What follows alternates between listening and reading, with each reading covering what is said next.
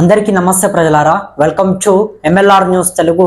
నేను మీ కొత్తూరు రమేష్. ముందుగా ప్రతి ఒక్కరూ కూడా మన ఛానల్ని కింద ఉన్నటువంటి సబ్స్క్రైబ్ బటన్ని నొక్కి అందరూ కూడా సబ్స్క్రైబ్ చేసుకోండి. ఇక తెలంగాణ రాష్ట్రంలో మనం ఇవాళ ప్రతిదీ కూడా అంటే గవర్నమెంట్ ఆసుపత్రులు కానీ, అదేవిధంగా గవర్నమెంట్ స్కూల్స్ కానీ, కాలేజెస్ కానీ ప్రతిదీ కూడా ప్రభుత్వానికి సంబంధించినటువంటి ఏ కార్యాలయాలైనా, గ్రామ పంచాయతీలు కావచ్చు, మీ సేవలు కావచ్చు, హాస్టల్స్ కావచ్చు, లేదంటే ఇంకా రెవెన్యూ ఆఫీసులు కావచ్చు, మండల ఆఫీసులు కావచ్చు, ప్రతిదీ కూడా ఇవాళ నడుస్తూ ఉందంటే ప్రతి ఆఫీసులో కూడా అవుట్ సోర్సింగ్ ఉద్యోగులందరూ కూడా ఉండి వాళ్ళు సమయానికి వాళ్ళ విధుల్లోకి వచ్చి పనిచేస్తూ ఉన్నారు. కాబట్టి ఇవన్నీ కూడా సక్రమంగా నడుస్తూ ఉన్నాయి. తెలంగాణ రాష్ట్రంలో దాదాపు 5 లక్షల మంది అవుట్ సోర్సింగ్ ఉద్యోగులు ఉన్నారు. 5 లక్షల మంది అంటే 5 లక్షలు కాదు, 5 లక్షల కుటుంబాలు ఇవాళ ప్రభుత్వం పైన ఆధారపడి బ్రతుకుతూ ఉన్నాయి. ఎందుకు ఈ మాట చెప్పినంటే, కాంగ్రెస్ పార్టీ ప్రతిపక్షంలో ఉన్నప్పుడు కాంగ్రెస్ పార్టీ ఏదైతే ఎన్నికల సమయంలో అభయ హస్తం పేరుతో అవుట్ సోర్సింగ్ ఉద్యోగులకు విచ్చలవిడిగా హామీలను ఇచ్చే ప్రయత్నం చేసింది. కానీ ఇవాళ హామీలకు కనీసం ప్రాతినిధ్యం లేకుండా పోతుంది. అసలు అవుట్ సోర్సింగ్ ఉద్యోగులని, వాళ్ళ కన్నీళ్ళని, వాళ్ళ కష్టాలని పట్టించుకునేటటువంటి ఒక నాదుడే మనకు తెలంగాణ రాష్ట్రంలో కనబడట్లేదు. తెలంగాణలో ఏదైతే అసెంబ్లీ ఎన్నికలు జరిగినటువంటి సందర్భంలో కాంగ్రెస్ పార్టీ అధికారంలోకి వస్తే గనక అవుట్ సోర్సింగ్ ఉద్యోగులందరికీ సమాన పనికి సమాన వేతనం ఇస్తాము, ఉద్యోగ భద్రత కల్పిస్తామని చెప్పారు. దాంతో పాటుగా క్రమబద్ధీకరణ అంటే ఎవరైనా అర్హత ఉండి రోజు రోజుకి మంచిగా చేస్తూ ఉంటే, విధుల్లోకి వస్తూ ఉంటే అర్హత ఉన్నటువంటి వాళ్ళందరినీ కూడా ఉద్యోగాలు పర్మనెంట్ చేస్తామని చెప్పి కాంగ్రెస్ పార్టీ చెప్పే ప్రయత్నం చేసింది. ఇక మినిమం శాలరీ 26,000 రూపాయలని కూడా ఇస్తామని చెప్పి అందులో పెట్టే ప్రయత్నం చేసింది. సమాన పనికి సమాన వేతనం అన్నారు, తర్వాత ఉద్యోగ భద్రత అన్నారు. ఇక ఏజెన్సీ సిస్టాన్ని కూడా రద్దు చేసి అవుట్ సోర్సింగ్ ఉద్యోగులకు వాళ్ళ కష్టానికి తగ్గట్టుగా వాళ్ళ జీతాన్ని వాళ్ళకే ఇస్తాము, ఏజెన్సీ మొత్తం కూడా పూర్తిగా దాన్ని రద్దు చేసి అవుట్ సోర్సింగ్ ఉద్యోగులని గుర్తించి వాళ్ళని ఆదుకుంటాము, వాళ్ళని కడుపులో పెట్టి చూసుకుంటాము, అవుట్ సోర్సింగ్ ఉద్యోగులందరికీ కూడా ఏ కష్టాలు రాకుండా, ఏ నష్టాలు రాకుండా మేము మంచిగా చూసుకుంటాము వాళ్ళందరినీ కూడా అని చెప్పి ప్రభుత్వం అప్పట్లో అనేక హామీల వర్షాన్ని కురిపించే ప్రయత్నం చేసింది. కానీ వాళ్ళ కాంగ్రెస్ పార్టీ అధికారంలోకి వచ్చింది. ఇక్కడ అందరూ కూడా అర్థం చేసుకోవాల్సినటువంటి ఒక విషయం ఉంది. కాంగ్రెస్ పార్టీ అధికారంలోకి వచ్చిందంటే ఇవాళ ఎట్లా వచ్చింది కాంగ్రెస్ పార్టీ అంటే ఊరికేనే ఎవరు పడితే వాళ్ళు ఓట్లేసేస్తే వచ్చిందా? అవుట్ సోర్సింగ్ ఉద్యోగులంతా కూడా 5 లక్షల మంది అవుట్ సోర్సింగ్ ఉద్యోగులు విధుల్లోకి వస్తూ ఉంటే వాళ్ళ ఇంట్లో ఒక్కొక్క ఇంట్లోపల ఒక్కొక్క కుటుంబాల్లో దాదాపు ఒక 4-5 మంది ఉంటారు. వాళ్ళ తల్లిదండ్రులు కావచ్చు, భార్య కావచ్చు, పిల్లలు కావచ్చు. సో దాంట్లో ఒక్కొక్క ఉద్యోగికి సంబంధించి వాళ్ళ ఇంట్లో 4-5 మంది జనాభా ఉంటారు. సో వీళ్ళందరి ఓట్లు కూడా కాంగ్రెస్ పార్టీకి వేసే ప్రయత్నం చేశారు. కాంగ్రెస్ పార్టీ అధికారంలోకి వస్తే మన బ్రతుకులు మారితే కావచ్చు అని చెప్పేసి ఆశపడ్డారు. కాంగ్రెస్ పార్టీ అధికారంలోకి వస్తే గనక మన కష్టాలని పట్టించుకొని మనకు న్యాయం చేస్తుంది కావచ్చు, మన చెమట చుక్కలని నిజంగానే ఏదైతే మనము ప్రతిరోజు కూడా దాదాపు గవర్నమెంట్ ఉద్యోగుల కంటే ఎక్కువగా గవర్నమెంట్ శాఖల్లో చూసుకుంటే 8 గంటలు డ్యూటీ చేస్తారు. కానీ అవుట్ సోర్సింగ్ ఉద్యోగులు మాత్రం 10 గంటలు 12 గంటలు కష్టపడతా ఉన్నారు. సో మరి మనకు ఏదైతే వస్తున్నటువంటి చెమట చుక్కలకు న్యాయం చేస్తారు కావచ్చు, మన బ్రతుకులకు ఒక దారి చూపెడతారు కావచ్చు, మన ఉద్యోగాలని నిజంగానే పర్మనెంట్ చేస్తారు కావచ్చు, మన మినిమం శాలరీ ఒక 26,000 రూపాయలు ఇస్తామని చెప్తా ఉన్నారు. కాబట్టి ఆ 26,000 రూపాయలు మనకు వస్తే గనక మన కుటుంబాన్ని మనం నడిపించుకోవచ్చు, మనము ఎవరిపైన ఆధారపడకుండా మనపైన, మన కాళ్ళపైన మనమే నిలబడి మనకు మనమే మంచిగా స్వేచ్ఛగా బతకొచ్చు అని చెప్పేసి చాలా మంది కూడా అవుట్ సోర్సింగ్ ఉద్యోగులు కూడా అనుకోవడం జరిగింది. అదేవిధంగా ఏదైతే 26,000 జీతాన్ని ప్రతి ఒక్కరికి కూడా ఇస్తాం మినిమం శాలరీ అని చెప్పేసి ప్రభుత్వం చెప్పింది కదా, దాంట్లో ఏజెన్సీ కోత ఉండదు. ఏజెన్సీ మొత్తం కూడా రద్దు చేస్తాం. ఏజెన్సీ మొత్తాన్ని రద్దు చేసి ప్రతి ఒక్కరికి కూడా మినిమం శాలరీ 26,000 ఇస్తామని చెప్పి చెప్పింది. సో మరి ఇక ఏజెన్సీ రద్దు చేస్తే ఎవరికి కూడా డబ్బులు కట్టగా కదా జీతంలో. కాబట్టి 26,000 రూపాయలకు సంబంధించి మహా అంటే పిఎఫ్, ఈఎస్ఐ ఏమైనా కట్ అయితే కూడా అటు ఇటుగా ఒక 22,000, 24,000 రూపాయలు ఖాతాలో పడబడతాయి. మన జీతం మనకు వస్తుంది, సమాన పనికి సమాన వేతనం కూడా ఇస్తామని చెప్తా ఉన్నారు. కాబట్టి మన కుటుంబం బ్రతకొచ్చు. నిత్యావసర సరుకులు మొత్తం కూడా ఎక్కడికక్కడ పెరిగిపోయినాయి. ప్రతిదీ కూడా ఉప్పు కొన్నా, పప్పు కొన్నా, నూనె కొన్నా, గ్యాస్ ధరలు కానీ, పెట్రోల్ ధరలు కానీ, కరెంటు బిల్లులు కానీ, కూరగాయల ధరలు కానీ అన్నీ కూడా ఆకాశాన్ని అంటుతూ ఉన్నాయి. రేట్లు మొత్తం కూడా పెరిగిపోతూ ఉన్నాయి, బీభత్సంగా పెరుగుతూ ఉన్నాయి రేట్లు. కానీ అవుట్సోర్సింగ్ ఉద్యోగులకు జీతాలు మాత్రం పెరగట్లేదు. ఇక్కడ జీతాలు పెరగడం గురించి పక్కన పెడితే ఉన్నటువంటి జీతాలకే దిక్కు లేదు. ఉన్నటువంటి జీతాలు సమయానికి రావట్లేదు. జీతాలని సమయానికి వేయకపోవడంతో చాలా మంది అవుట్సోర్సింగ్ ఉద్యోగులు నిరాశ పాలైపోయి ఇక ప్రభుత్వం మనల్ని అర్థం చేసుకోదు. ఆనాడు కాంగ్రెస్ పార్టీ అనేక హామీలు ఇచ్చింది. మనం వాటిని నమ్మి కాంగ్రెస్ పార్టీని అధికారంలోకి తీసుకొని వస్తే కాంగ్రెస్ పార్టీ మనకు మొండి చేయి చూపెడతా ఉంది, మన బాధలని పట్టించుకోవట్లేదు, మన కష్టాలని పట్టించుకోవట్లేదు అని చెప్పి కొంతమంది నిరాశ పాలైపోయి ప్రభుత్వం పైన ఇప్పటికే ఆరోపణలు చేసి చనిపోవడం జరిగింది. మరి కాంగ్రెస్ పార్టీ ఎందుకు అవుట్సోర్సింగ్ ఉద్యోగుల విషయంలో ఒక నిర్ణయం తీసుకోవట్లేదు? అంటే అవుట్సోర్సింగ్ ఉద్యోగులు కూడా తెలంగాణ ప్రజలే కదా. వాళ్ళందరూ కూడా ఒక కార్యకర్త స్థాయిలో కాంగ్రెస్ పార్టీ గనక అధికారంలోకి వస్తే మన బ్రతుకులు మారుతాయని చెప్పేసి వాళ్ళు కార్యకర్త స్థాయిలో కాంగ్రెస్ పార్టీ జెండాని వాళ్ళ భుజాన మోసి కాంగ్రెస్ పార్టీని వాళ్ళ అధికారంలోకి తీసుకొని రావడం జరిగింది. మరి కాంగ్రెస్ పార్టీకి చిత్తశుద్ధి ఉండాలి కదా. ఆనాడేమో కమ్మగ తీయగా మంచిగా మిమ్మల్ని రెగ్యులరైజ్ చేస్తాము, మీకు సమాన పనికి సమాన వేతనం ఇస్తాము, మినిమం శాలరీ 26,000 ఇస్తాము, అదేవిధంగా మీ ఉద్యోగాలు మొత్తం కూడా పర్మనెంట్ చేస్తాము, ఇవన్నీ కూడా చెప్పారు. తర్వాత ఏజెన్సీలను మొత్తం కూడా రద్దు చేస్తామని చెప్పి కూడా చెప్పడం జరిగింది. మరి ఎక్కడ పోయింది? ఎందుకు ఇవాళ మాటలని ప్రభుత్వం గుర్తు చేసుకోవట్లేదు? దయచేసి గుర్తు చేసుకోండి. ఆనాడు మీరు ఏం చెప్పారు? ప్రతిపక్షంలో ఉన్నప్పుడు కాంగ్రెస్ పార్టీ అభయహస్తం పేరుతో అవుట్సోర్సింగ్ ఉద్యోగులకు ఎటువంటి హామీలు ఇచ్చింది ఒక్కసారి మీరు రికార్డ్స్ని తిరిగేసే ప్రయత్నం చేయండి. లేదు మీకు సమయం లేకపోతే కొంత అప్పట్లో మీరు పెట్టినటువంటి క్లిప్స్, వీడియోస్ ఉంటాయి కదా మేనిఫెస్టోలో, వాటినైనా ఒకసారి చూసుకునే ప్రయత్నం చేయండి. ఇవాళ అవుట్సోర్సింగ్ ఉద్యోగులు కూడా నానా అవస్థలు పడతా ఉన్నారు. అప్పులు ఎవరిని అడగాలి చెప్పండి?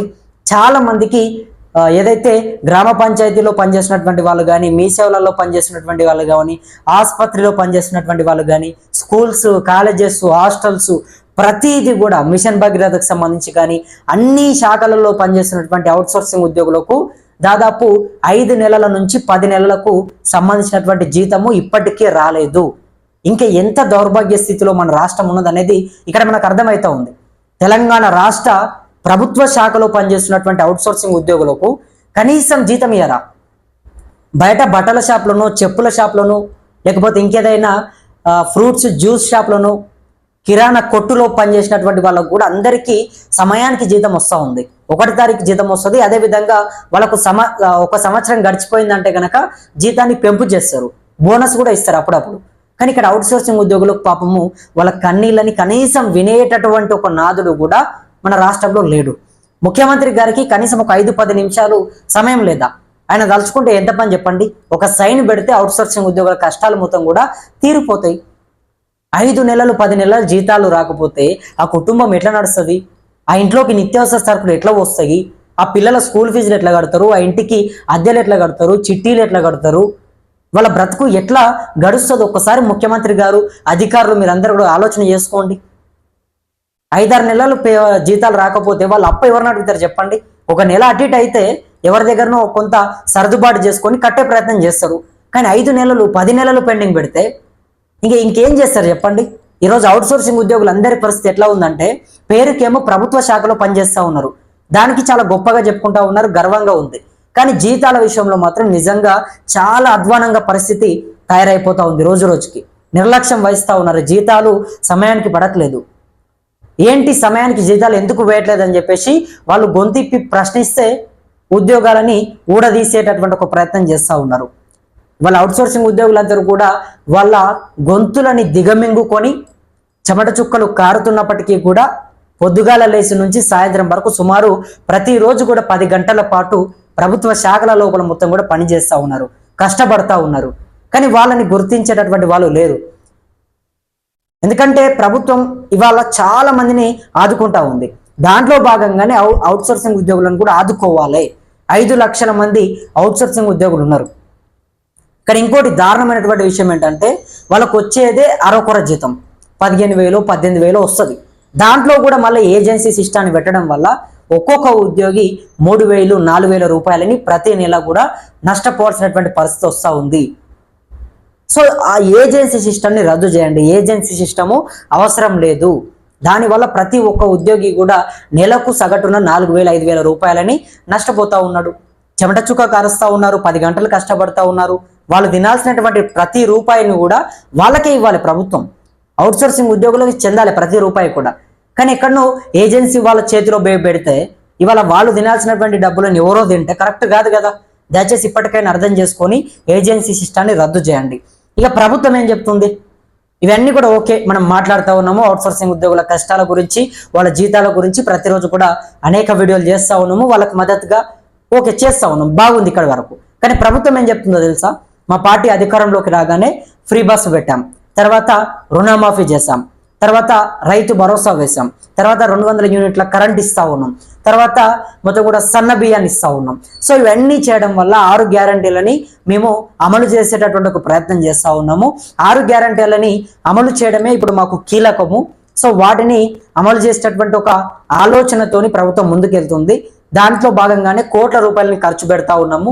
ప్రభుత్వానికి రావాల్సినటువంటి ఏదైతే ఆర్థికంగా డబ్బులు ఉంటాయో అవి మొత్తం కూడా వీటికే సరిపోతా ఉన్నాయి. ఇక అవుట్సోర్సింగ్ ఉద్యోగులకు ఇవ్వడానికి మా దగ్గర డబ్బులు లేవు. ఆర్థికంగా రాష్ట్రం మొత్తం కూడా అప్పుల పాలైపోయింది. గత బీఆర్ఎస్ పార్టీ మొత్తం కూడా అప్పులు చేసి మాకు ఇచ్చింది. సో దాంతో మేము కొంత ఇబ్బందులు పడతా ఉన్నాము. రాష్ట్రానికి పెద్ద ఆర్థికంగా డబ్బులు రావట్లేదు. సో కొంత అవుట్సోర్సింగ్ ఉద్యోగులు అర్థం చేసుకోవాలి. అర్థం చేసుకొని మీరు ముందుకెళ్లే ప్రయత్నం చేయండి, మీ విధుల్లోకి రండి అని చెప్పేసి తెలంగాణ ప్రభుత్వము అవుట్సోర్సింగ్ ఉద్యోగులకు చెప్తా ఉంది. కానీ అవుట్సోర్సింగ్ ఉద్యోగులకు మీరు చెప్పడం ఓకే, కానీ జీతాలైన సమయానికి ఇవ్వాలి కదా. సరే, జీతాలు పెంపు చేయకపోవడం కానీ, సమాన పనికి సమాన వేతనం కానీ, లేకపోతే ఏదైతే పర్మనెంట్ ఉద్యోగాలు కానీ, దీనికేంది? దీనికి జీతాలకు ఏం సంబంధము? మీరు పర్మనెంట్గా చేయొచ్చు కదా. కొన్ని ఉన్నాయి కదా జీతాలతో సంబంధం లేనటువంటివి కూడా ఉన్నాయి కదా. ఉద్యోగ భద్రత చేయొచ్చు, దానికి డబ్బులకి ఏం సంబంధం లేదు. అదేవిధంగా వాళ్ళని పర్మనెంట్ చేయడం, దానికి డబ్బులకి ఏం సంబంధం లేదు. వాటిని ఏవైతే చేయాల్సినటువంటివి ఉన్నాయో డబ్బులు కాకుండా వేరే ఏవైతే హామీలు అమలయ్యేటటువంటివి ఉన్నాయో వాటిని ఆలోచన చేసి వాటిని ఇంప్లిమెంట్ చేసే ప్రయత్నం చేయండి, వాటిని అమలు చేసే ప్రయత్నం చేయండి, వాళ్ళకు అండగా ఉండే ప్రయత్నం చేయండి. ఇవాళ మీ దగ్గర డబ్బులు లేకపోవచ్చు, కానీ మీ దగ్గర డబ్బులు లేవంటే మరి వాళ్ళంతా కూడా 5 లక్షల మంది అవుట్సోర్సింగ్ ఉద్యోగులు, 5 లక్షల మంది కుటుంబాలు మొత్తం కూడా ఇవాళ నడి రోడ్డు పాలవుతున్నటువంటి పరిస్థితి. ఎవరిని అడుగుతారు చెప్పండి? నెలల తరబడి అప్పులు ఎవరైనా ఇస్తారా? ప్రతి నెల కూడా అప్పు అడిగితే ఎవరిస్తారు చెప్పండి? ఇచ్చినటువంటి వాళ్ళు అప్పులు కట్టకపోతే ఊకుంటారా? అప్పులకు మిత్తులు కట్టకపోతే ఊకుంటారా? అప్పుల ఒత్తిడి పెరగకపోవడంతో, ఇంట్లో వాళ్ళు అర్థం చేసుకోకపోవడంతో, అక్కడ ఇంట్లో వాళ్ళకి చెప్తే వాళ్ళు అర్థం చేసుకోరు, బయట ప్రభుత్వాన్ని జీతాలు వేయండి అని చెప్తే ప్రభుత్వం అర్థం చేసుకోదు. ఏమీ తోచక ఇవాళ అవుట్సోర్సింగ్ ఉద్యోగులంతా కూడా వాళ్ళకు వాళ్ళే వాళ్ళ కన్నీటిని కార్చుకొని, వాళ్ళకు వాళ్ళే ఓపిక పట్టుకొని, దిగమింగుకొని, కుమిలిపోయి మళ్ళీ తెల్లారిపోయి విధుల్లోకి పోతా ఉన్నారు. ఎంత బాధ వచ్చినా కూడా తట్టుకొని విధుల్లో వెళ్ళి పని చేసే ప్రయత్నం చేస్తూ ఉన్నారు. కానీ వాళ్ళ కష్టాలని మాత్రం ఏ నాయకుడు కూడా పట్టించుకోవట్లేదు. ఓట్లు వచ్చినప్పుడు మాత్రం అవుట్సోర్సింగ్ ఉద్యోగులని మంచిగా చూసుకుంటాము, కడుపులో పెట్టుకొని చూసుకుంటాము, అండగా ఉంటాము, ఆసరగా ఉంటాము, జీతాలు పెంపు చేస్తాము, చాలా మంచి మంచి హామీలు, చక్కటి మాటలు. కానీ అధికారంలోకి వచ్చిన తర్వాత కూరలో కరివేపాకు తీసి పక్కన పడేసినట్టుగా అవుట్సోర్సింగ్ ఉద్యోగులందరినీ కూడా ఒక్కసారిగా తీసి పక్కన పడేశారు. మరి వాళ్ళ రాష్ట్ర వ్యాప్తంగా 5 లక్షల మంది కుటుంబాలు మొత్తం కూడా నడి రోడ్డు పాలవుతున్నటువంటి మాట వాస్తవము. ప్రభుత్వం ఏం చేస్తుందో తెలీదు. మీ దగ్గర బడ్జెట్ లేకపోతే మీరు ఏమైనా చేయండి, అప్పు చేస్తారా, ఏం చేస్తారా, అది అనవసరం మాకు. కానీ జీతాలని సమయానికి వేయండి. ప్రైవేట్ సంస్థలో, చెప్పుల షాపులను, బట్టల షాపులను ఏడా పనిచేసినా కూడా 1 తారీఖు జీతం వస్తుందా? అరే గిడ అవుట్సోర్సింగ్ ఉద్యోగులకు నెల కష్టపడుతున్నారు, పాపము 10 గంటలు కష్టపడుతున్నారు. అటువంటి వాళ్ళని బెదిరించుడు, ఉద్యోగ విధుల్లోకి సమయానికి రాకపోతే తీసేస్తామని బెదిరించుడు, 2 రోజులు లీవ్ పెడితే బెదిరించుడే, లేదంటే ఏజెన్సీ వాళ్ళని ఏమైనా ప్రశ్నించినా మేము తీసేస్తామని చెప్పేసి బెదిరించుడే, ఒత్తిడి చేసుడే. అట్లా ఎవరైనా చేస్తే కనుక మీరు మా దృష్టికి తీసుకురండి. ఖచ్చితంగా మీ అందరి తరపున మాట్లాడడానికి ఇక్కడ మనం ఉన్నాం. ఎవరు తమాషాలు చేసినా కూడా, మిమ్మల్ని ఎవరు ఇబ్బంది పెట్టినా కూడా మనకు కింద వాట్సాప్ నంబర్ ఉంటుంది, మీకు దానికి ఒక వీడియో తీసి పెట్టే ప్రయత్నం చేయండి. సో ఇప్పటికైనా ప్రభుత్వం అర్థం చేసుకొని జీతాల విషయంలో మాత్రం అతి వేగంగా అవుట్సోర్సింగ్ ఉద్యోగులంతా కూడా నానా అవస్థలు పడుతూ ఉన్నారు. అప్పు బుట్టట్లేదు. ఇదంతా కూడా ముఖ్యమంత్రి గారి డైలాగే చెప్తా ఉన్నా నేను కూడా. అవుట్సోర్సింగ్ ఉద్యోగులందరికీ కూడా అప్పు బుట్టట్లేదు, ఎవరు కూడా అప్పు ఇవ్వట్లేదు. కాబట్టి ముఖ్యమంత్రి గారు మంచి మనసు చేసుకొని ప్రభుత్వం ఇప్పటికైనా కొంత మొద్దు నిద్రని వీడి వాళ్ళ జీతాలని సమయానికి 1వ తారీఖు వాళ్ళకి జీతాలు వేసే విధంగా చూడండి. అదే విధంగా జీతాలతో లేనటువంటివి ఏవైతే ఇప్పుడు ఏజెన్సీని రద్దు చేయడం కావచ్చు, దాన్ని రద్దు చేయొచ్చు కదా, జీతాలకు దానికి ఏం సంబంధం లేదు. సో దాన్ని రద్దు చేయండి. అదేవిధంగా ఉద్యోగాలని పర్మనెంట్ చేస్తామని చెప్పారు, దాన్ని పర్మనెంట్ చేయండి. సో ఇంకా వేరే హామీలను కూడా అమలు చేసి వాళ్ళని ఆదుకోవాలి అని చెప్పేసి ప్రభుత్వాన్ని డిమాండ్ చేస్తా ఉన్నాను. అవుట్సోర్సింగ్ ఉద్యోగులందరూ కూడా మరి బీఆర్ఎస్ పార్టీ ఉన్నప్పుడు మాకు ఈ రకంగా ఇబ్బందులు తలెత్తలేదు, అటుగా జరిగింది. అంటే నెలలో జీతాలు 1వ తారీఖు పడ్డాయని చెప్పము, అటుగా కొంత జరిగింది. కానీ నెలకు సంబంధించినటువంటి జీతము ఆ నెలలోనే పడ్డది. నెలల తరబడి జీతాలు పెండింగ్ లో ఎప్పుడు కూడా పెట్టలేదు. కానీ ఈ ప్రభుత్వం మాత్రం 5 నెలలు 10 నెలలు అవుతున్నప్పటికీ కూడా జీతాలను ఇవ్వట్లేదు అంటూ కూడా వాళ్ళందరూ కూడా ఆందోళన వ్యక్తం చేస్తూ ఉన్నారు. మరి ప్రభుత్వం ఇప్పటికైనా వాళ్ళ కష్టాలని అర్థం చేసుకుంటుంది, వాళ్ళ కన్నీళ్లకు ఒక పులి స్టాప్ పెడుతుందని చెప్పేసి నేను ప్రభుత్వానికి ఒక రిక్వెస్ట్ చేస్తా ఉన్నాను. మరి మీరేమనుకుంటా ఉన్నారు? మీ అభిప్రాయం ఏంటి? రేవంత్ రెడ్డి గారి పైన కావచ్చు, కేసీఆర్ పైన కావచ్చు, 2 ప్రభుత్వాల పైన కావచ్చు, 2 ప్రభుత్వాల పనితీరు పైన కావచ్చు, మీరు కింద మీ అభిప్రాయాన్ని కామెంట్స్ పెట్టండి. మీరు ఎవరి పాలనలో మీరు సంతృప్తిగా ఉన్నారు, ఎవరు మీకు అండగా ఉన్నారు, ఏ పార్టీ మీకు న్యాయం చేస్తుంది, కింద మీరు కామెంట్ చేయండి. అదేవిధంగా మీ అభిప్రాయాన్ని ఇంకా ఏమైనా సమస్యలు ఉన్నా, కష్టాలు ఉన్న అన్నింటినీ కూడా పెట్టే ప్రయత్నం చేయండి. ఇక మన ఛానల్ని కూడా ప్రతి ఒక్కరూ సబ్స్క్రైబ్ చేసుకొని మనకు అండగా ఉంటారని చెప్పి నా మనస్ఫూర్తిగా వేడుకుంటూ నేను మీ కొత్తూరు రమేష్. ధన్యవాదాలు మిత్రులారా.